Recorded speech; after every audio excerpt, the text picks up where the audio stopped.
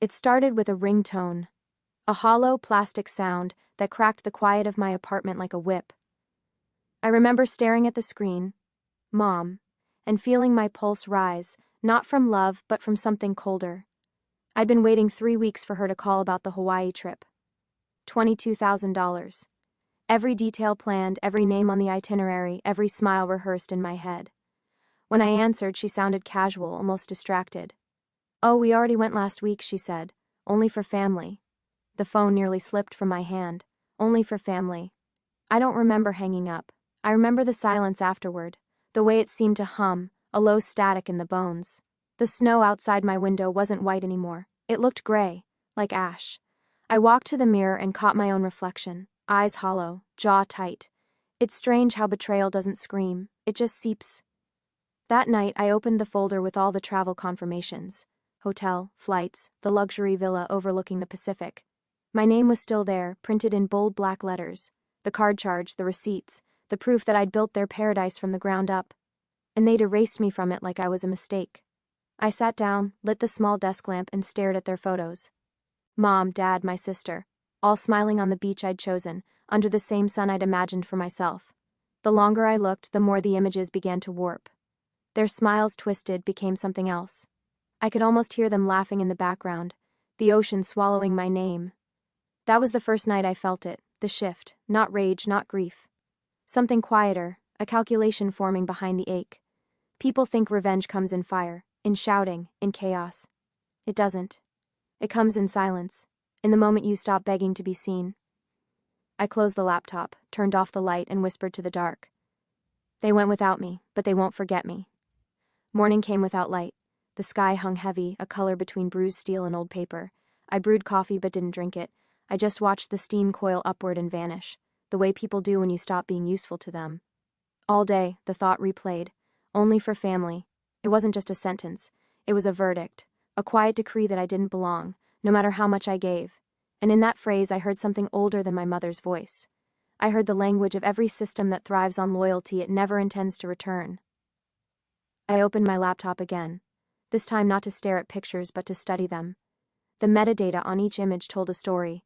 Timestamps, coordinates, small digital fingerprints. I traced their steps. Airport check-ins, resort tags, the restaurant receipts they'd posted without realizing I was watching. Every click pulled me deeper, but the rage started to cool into precision. I wasn't planning revenge yet, I was dissecting betrayal. Because if you can map it, you can own it. That night I wrote their names on a piece of paper. 3 columns. What I gave, what they took, what they denied. The symmetry was sickening. It looked like a ledger, and maybe it was.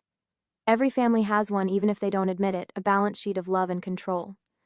When the wind rattled the window, I realized how quiet the apartment had become. No music, no notifications, no voices, just that whispering draft, like the house itself was breathing with me. Somewhere between midnight and morning, something clicked. I wasn't powerless. I was invisible, and invisibility is a weapon when you learn to use it. I tore the paper in half and burned it over the sink. Watching the edges curl, I felt the first real calm since the call. They thought the vacation was the story's end. They were wrong. It was the prologue. Tomorrow I'd start moving pieces, small, deliberate, unseen, because if they could edit me out of paradise, I could edit the world they live in too. The next morning, I didn't call them. Silence is louder than anger, and I wanted them to hear it.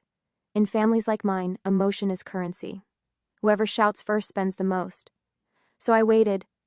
By noon, the group chat filled with routine chatter. Pictures of meals, a meme my sister forwarded, my father's brief thumbs up. I typed a simple reply, "Glad you enjoyed the trip, nothing else." No accusation, no punctuation to betray me. Then I put my phone face down and left it buzzing on the counter. It's strange how power moves. When you stop performing the part they wrote for you, everyone else forgets their lines. Within hours, my mother texted 3 times, "Are you okay? You sound distant. Call me tonight." Distant. The word felt right. Distance is perspective. Distance is control. I went for a walk through the old downtown. Glass towers, concrete, the constant hum of traffic. Every face looked half asleep, each person rehearsing a role. It hit me then. Families aren't the only places where erasure happens. Workplaces, cities, governments. Every structure trains you to give and forget what you gave. I'd lived inside that rhythm without question. Until now, back home, I began moving pieces. Not threats, details. I transferred the vacation receipts into a shared folder and changed the privacy settings so everyone could see them. A quiet reminder of who had built their paradise. I scheduled an automatic email for next week, attaching every itinerary with my name highlighted. No message, just evidence. Then I did the hardest thing, nothing. I didn't check for reactions, didn't wait for guilt. Control isn't about forcing anyone to feel, it's about refusing to be fed by their response. That night the silence returned, but it felt different. It wasn't hollow anymore. It was structure, like scaffolding rising where something broken had been. I lay awake staring at the ceiling, hearing my own heartbeat in the dark. Power doesn't always roar.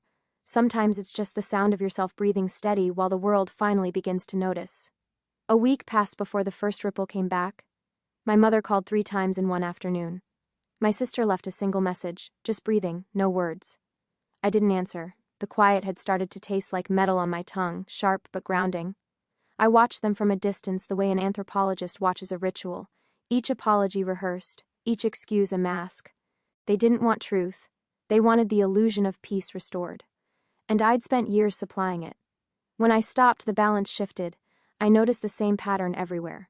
At work, my manager praised team harmony while taking credit for ideas that weren't his. In the news, politicians spoke of unity while dividing everyone into smaller, manageable fears. The script never changed, only the stage. The trick was always the same: keep people busy performing care while power quietly redistributes itself. I started seeing how deep the choreography went. The emails we answer without thinking. The slogans we repeat because silence feels unsafe.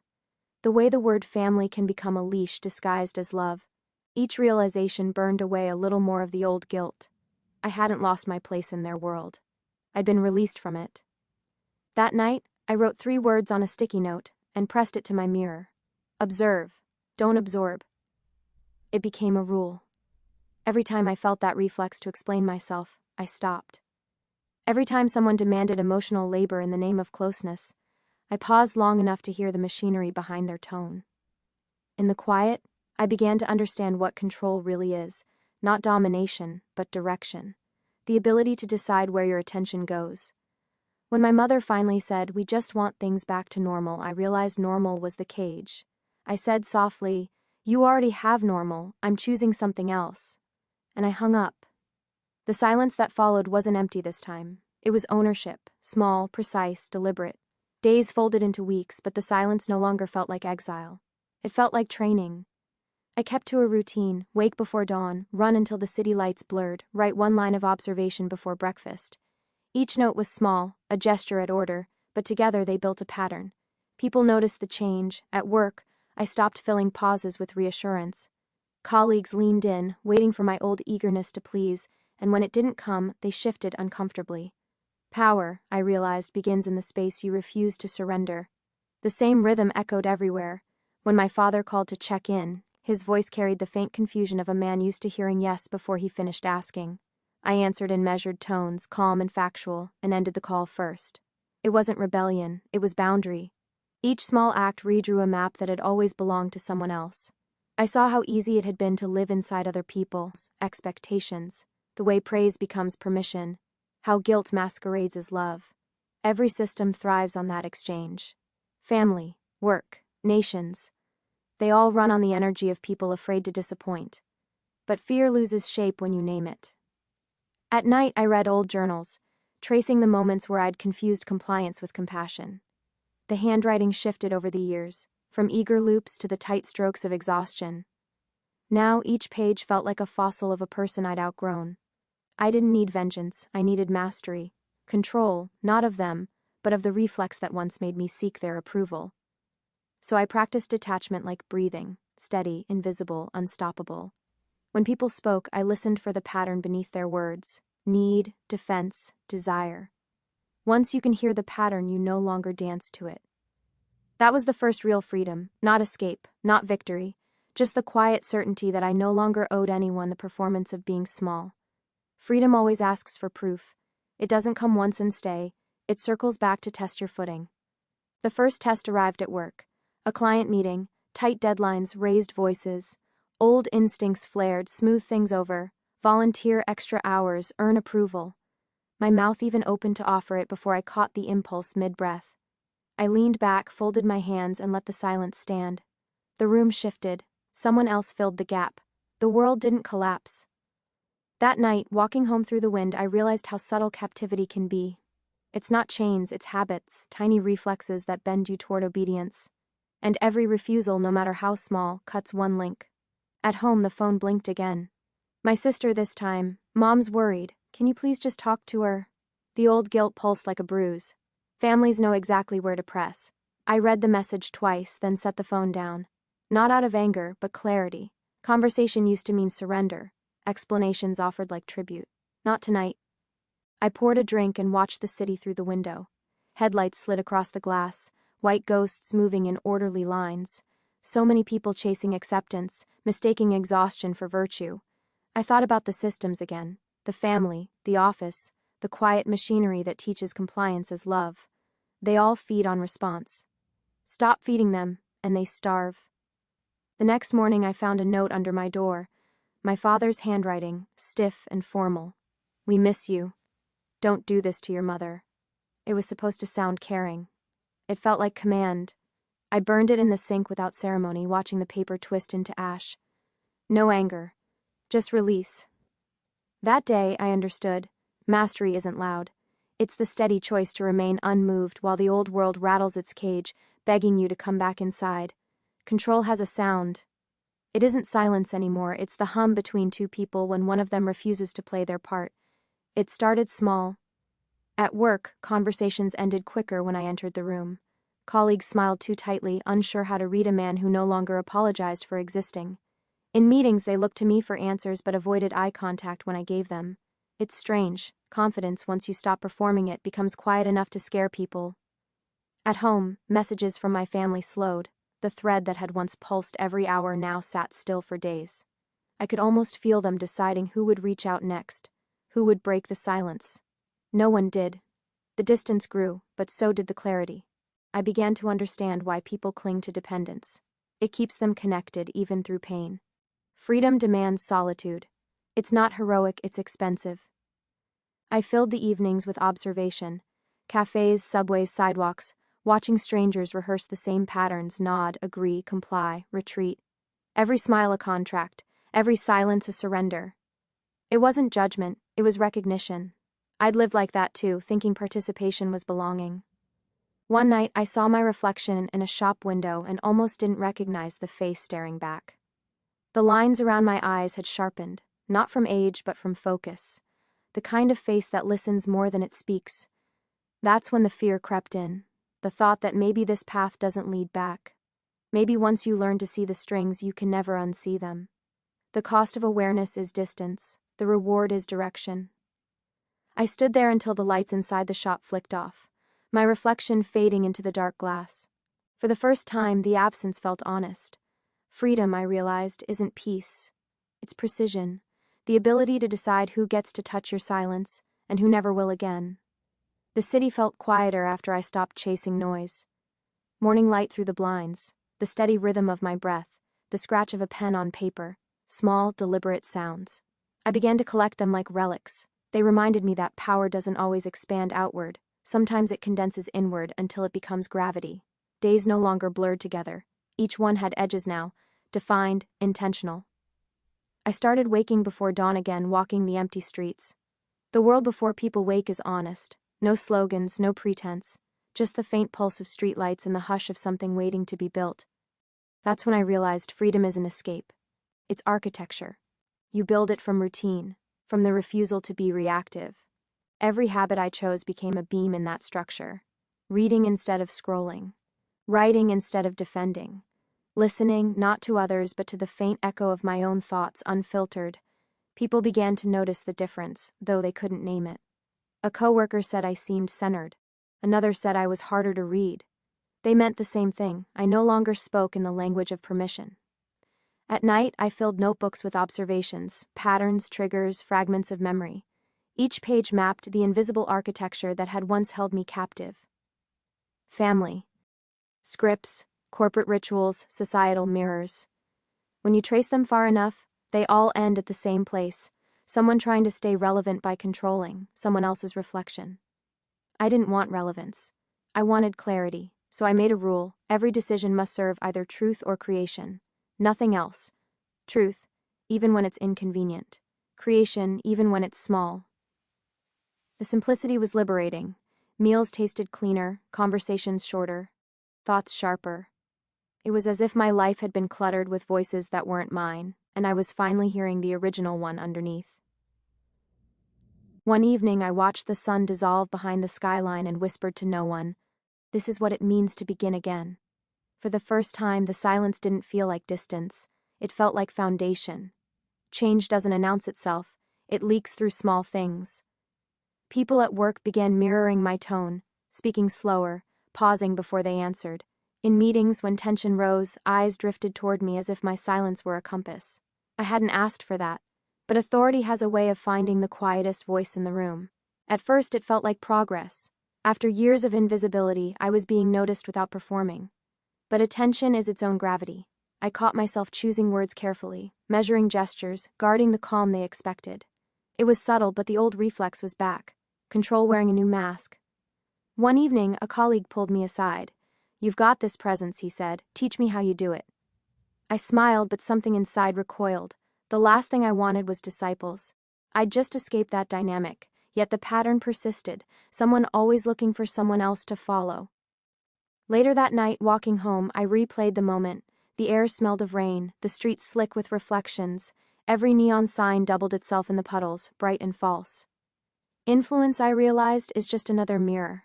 People stare into it hoping to see themselves improved. At home, I turned off every light and sat in the dark until my eyes adjusted. Freedom isn't teaching others how to find you, it's staying small enough to keep seeing. Still, I couldn't ignore the pull. The same quiet that protected me was beginning to shape the space around me. I wondered if that was inevitable, if every act of self-definition sends ripples outward whether you intend it or not. I wrote a note in my journal. Even truth can become a script. Be careful which parts of yourself people memorize. The next morning, I walked into the office and felt the usual hush settle. For the first time, it unnerved me. Power, even silent power, changes the air. I thought I wanted control. Now I understood the warning hidden inside it. The moment you hold too much gravity, you start orbiting yourself. It happened one night in late winter, the kind of cold that makes the streets sound hollow. I'd stayed late at the office, the city outside reduced to wind and sodium light. My reflection in the window looked back at me, steady, expressionless. For a moment, I didn't recognize him. He looked composed, but too still, like a statue that had forgotten what it was built to remember. That's when I understood control isn't freedom, it's paralysis with good posture. I had escaped one system only to build another, smaller one around myself. A perfect circle of discipline, silence, and precision. But even cages made of calm can still hold you. The bars are just invisible. So I did something I hadn't done in years. I let chaos in. I walked out into the frozen city with no destination, no phone, no plan, just movement. The night felt alive again, imperfect, unpredictable. Somewhere between the alleyways and the hum of distant traffic, I remembered what uncertainty felt like. It wasn't weakness, it was oxygen. When I finally stopped walking, I was standing in front of a shuttered bookstore I used to visit in college. The sign was gone, but the ghost of its letters still marked the glass. I pressed my hand against it and whispered, "I'm not done learning." The truth hit me then. Freedom isn't stillness, it's motion. It's the courage to keep unmaking yourself again and again without fear of what the next version might demand. All my life I'd been trying to master control. But maybe mastery was never the point. Maybe awareness was. The ability to see the patterns, name them, then walk away before they name you back. I returned home at dawn, frost on my coat, pulse steady but awake in a new way. I didn't feel larger. I felt lighter. That morning I wrote one final line in my notebook: "To be free is not to rule, it's to remain impossible, to cage." And for the first time I closed the journal without fear that I'd forget what it meant. You've been listening, haven't you? Not just to my words, but to what's hiding beneath them. That tension in your chest right now, that flicker behind your ribs, that's recognition. You've seen pieces of this before. In your family, in your work, in the strange silence between what people say and what they mean. You just never had permission to name it. Here's the truth. Control doesn't always come with chains. Sometimes it comes as comfort, validation, belonging. The soft kind of manipulation that feels like safety.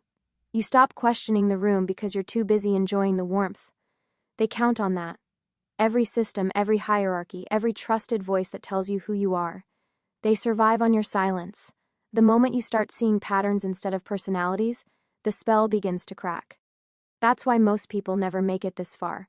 They feel the edge of that awareness and pull back, afraid of losing the world they've always known. But you're still here. That means something. So listen closely. From this point on, you're not an observer, you're part of it. The story doesn't end with my family, or the vacation, or the betrayal. That was only the doorway. The real story begins where you decide to stop giving your reflection to other people's mirrors. If you've ever felt the quiet wrongness of the world, the sense that there's a script you never agreed to, then you already know what I'm talking about. You don't have to burn it down. Just refuse to read your lines. Right now, I want you to type this in the comments. Twice. No emojis, no hashtags. Just the phrase, I see the pattern. Do it once for yourself, and once for the version of you still asleep. That's how it begins. The moment awareness becomes identity. Remember, awakening isn't loud. It's subtle. Like realizing the wallpaper has always been moving. Or the photograph on the wall has been slightly different every time you looked. You were never supposed to hear this. But now you can't unhear it. History isn't written in ink. It's written in obedience. Every empire begins with a bargain, safety in exchange for surrender. Bread for silence, symbols for thought. The Romans carved it in stone, the church whispered it in prayer, corporations encoded in algorithms. But the pattern never changes. The machinery of belonging is always fueled by the fear of being alone. You can trace it back to the first tribes that learned how to shame instead of kill. To the first king who realized loyalty was cheaper than war. To the first family that taught a child that love must be earned. The names change. The design doesn't. The genius of control is that it hides inside what you trust most. In history books that choose which questions you're allowed to ask. In traditions that tell you who deserves reverence. In the gentle voice that says, this is just how the world works. It's never evil, it's efficient, because true domination doesn't need chains. It needs consensus, and consensus is built by convincing you that resistance is impolite. Look around. The architecture is everywhere. In currencies that promise value but breed dependence. In screens that offer connection but harvest attention. In families that call betrayal duty. Once you see it, you can't unsee it. That's why most people keep their eyes closed. They'd rather be comfortable than awake. The moment you begin to map the structure begins to map you. It whispers, play your role. And when you don't, it calls you broken. But broken things let light through. So here's what you do. Don't rage. Don't run. Observe. Learn the pattern, its rhythm, its vocabulary. Then move between the lines of it. That's where real freedom hides. Not in overthrowing the system, but in becoming unreadable to it. That's what I did. That's what you can do. There's a moment after every revelation when silence stretches too long. That's where I live now. In that thin pause between knowing and reacting. The world keeps moving, pretending nothing shifted, but I can feel the fault line under its feet. Sometimes I think back to that first betrayal, the vacation, the phone call, my mother's calm voice saying, only for family. It was small, almost domestic. Yet it carried the whole design inside it, exclusion as power, comfort as weapon, love turned into currency. Every civilization practices that same ritual, just on a larger stage. I used to dream of revenge. Now I understand that remembering is the revenge, not memory as nostalgia, but as data. Living evidence that I can't be rewritten. They can change the story for themselves, but they can't unmake the witness. That's what never forgetting really means. It's not about clinging to pain. It's about carrying awareness like a torch through rooms built to stay dark. You and we share that now, because once you've seen the pattern, you start recognizing its fingerprints everywhere. On the news anchor's smile, in the contract's fine print, in the polite phrases people use to hide obedience. It's not about paranoia, it's about sight. The trick is not to let awareness turn to bitterness. Bitterness is another chain, one forged from righteousness instead of ignorance. You hold it thinking it's armor, but it just keeps you standing guard over an empty gate. So when people ask me what happened after the vacation, I tell them the truth. I stopped needing to go anywhere. Every destination had been built by the same architects. I didn't need new scenery, I needed new sight. Now when I look in a mirror, I don't see reflection, I see resistance. Quiet, simple, unrecorded, and if you've listened this far, you're already part of that. The awareness you carry now isn't a story, it's a seed. What you do with it will decide whether this world keeps its shape, or whether it finally learns to blink. So walk carefully and remember, they only win when you forget.